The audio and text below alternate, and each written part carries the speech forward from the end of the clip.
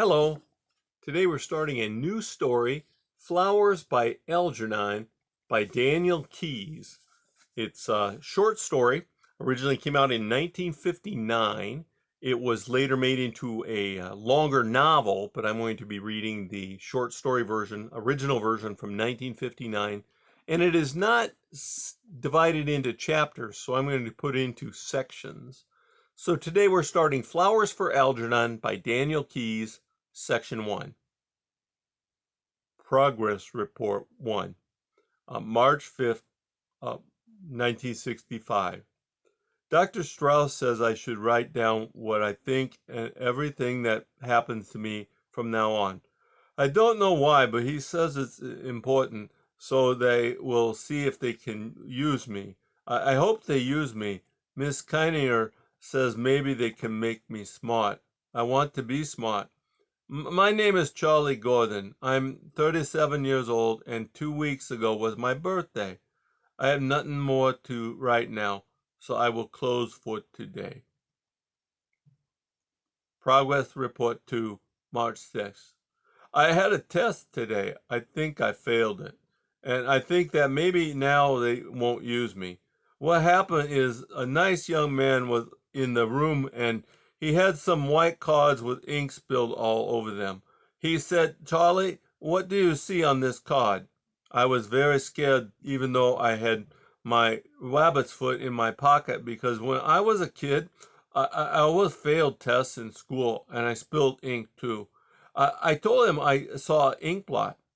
He said yes, and it made me feel good. I thought that was all, but when I got up to go, he stopped me. He said, "No, Charlie, sit down. You are not through yet." Then I don't remember so good, but he wanted me to say what was in the ink. I didn't see nothing in the ink, but he said that there was a picture in there where people saw some pictures. I couldn't see any pictures. I really tried to see. I held the cards close up and then far away. Then I said if I had my glasses, I could see better. I usually only wear my glasses in the movies or TV, but I said they are in the closet in the hall. I got them. Then I said, let me see that card again, and I bet I'll find it now. I tried hard, but I still couldn't find the pictures. I only saw the ink. I told him maybe I need new glasses. He wrote something down on a paper, and I got scared of failing the test. I told him it was a very nice ink blot with little points all around the edges. He looked very sad, so I wasn't it. I said, please let me try again. I'll get it in a few minutes because I'm not so fast sometimes. I'm a slow reader, too, in Miss Kinnear's class for slow adults, but I'm trying very hard. He gave me a chance with another card that had two kinds of ink spilled on it, red and blue.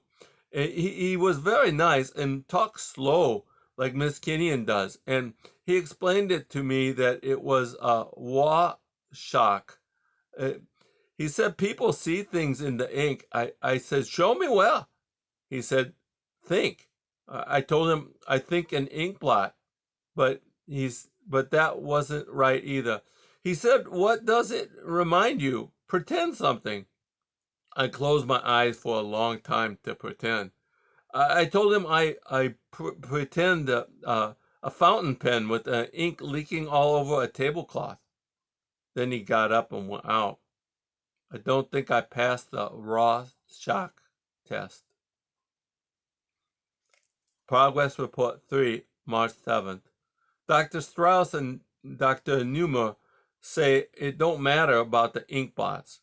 I told them I didn't spill the ink on the cards and I couldn't see anything in the ink. They said that maybe they will still use me. I said Miss Kinnear never gave me tests like that one, only spelling and reading.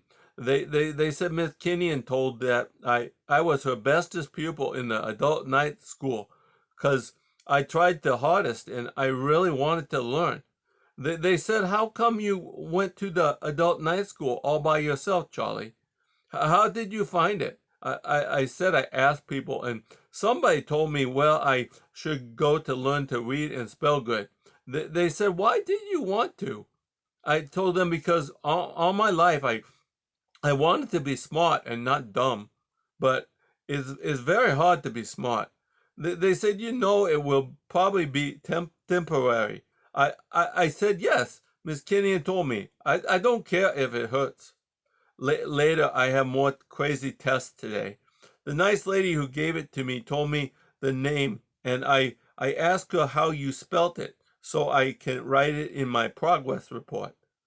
The thematic apperception test.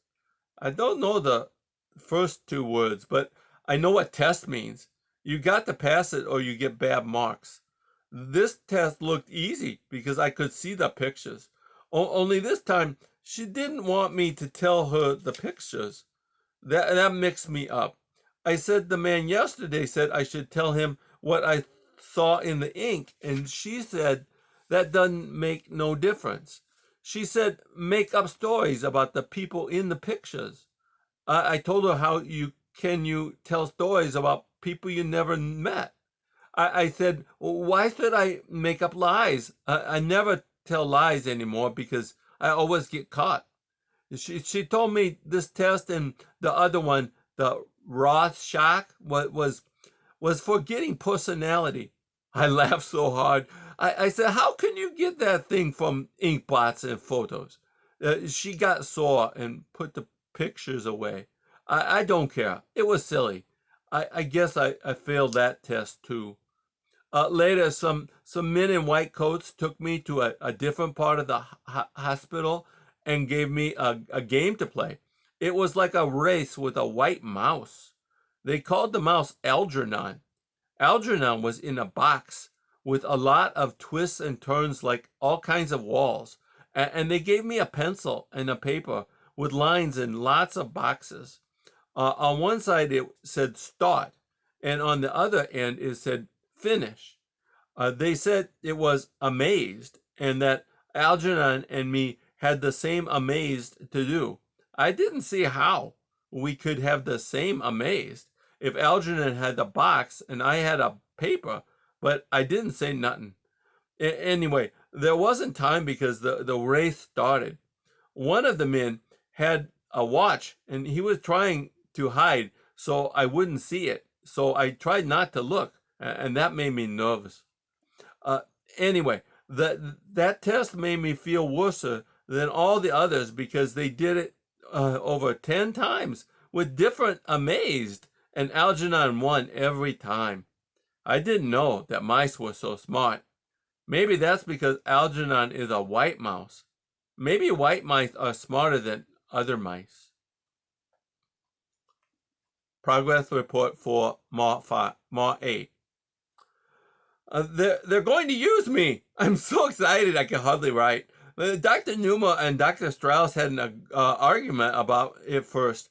Dr. Numa was in the office when Dr. Strauss brought me in.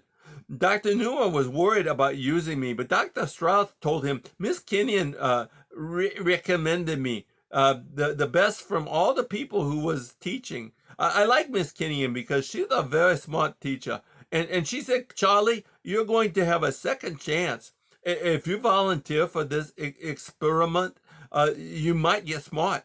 They don't know if it will be permanent but there's a chance.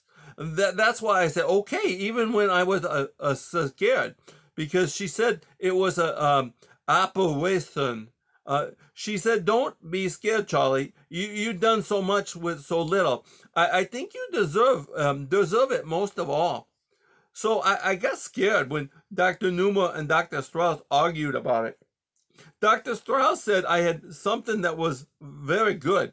He said I had a good motivation. I never even knew that I had that.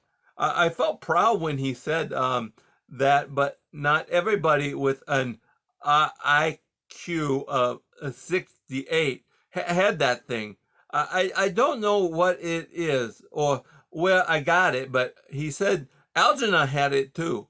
Algernon's motivation is the cheese they put in his box. But it can't be that because I didn't get any cheese this week. Then he told Dr. Numa something I didn't understand. So while they were talking, I wrote down some of the words. He said, Dr. Numa, I know Charlie is not what you had in mind as the first of your breed of intellect. You couldn't get that word. Superman. But most people of his low meant are host and uncoop. They usually dull app and hard to reach. He has good nature.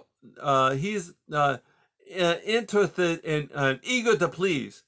Dr. Numa said, remember, he will be the first human being ever to have his interjection tripled by surgical means. And Dr. Strauss said, exactly.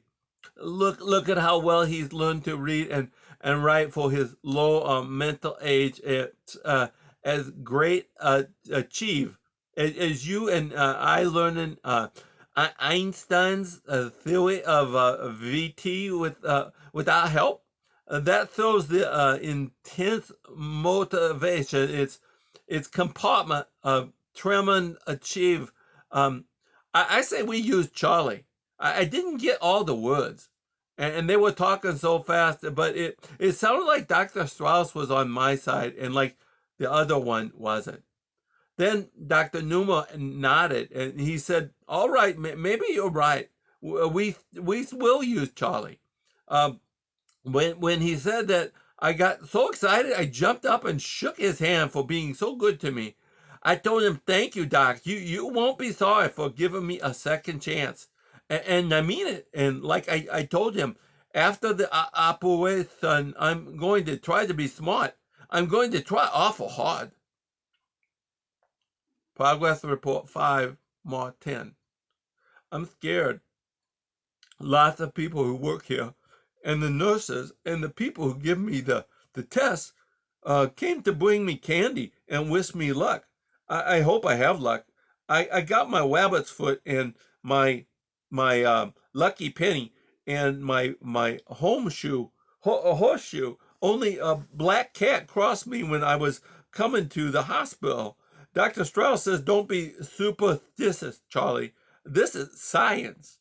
Anyway, I'm keeping my rabbit's foot with me. I asked Dr. Strauss if I'll beat Algernon in the race after the operation, and he said maybe. If the operation works, I'll show that mouse I can be as smart as he is, maybe smarter. Then I'll be able to read better and spell the words all good and know lots of things and be like other people. I want to be smart like other people. If it works permanent, they will make everybody smart all over the world. And they didn't give me anything to eat this morning.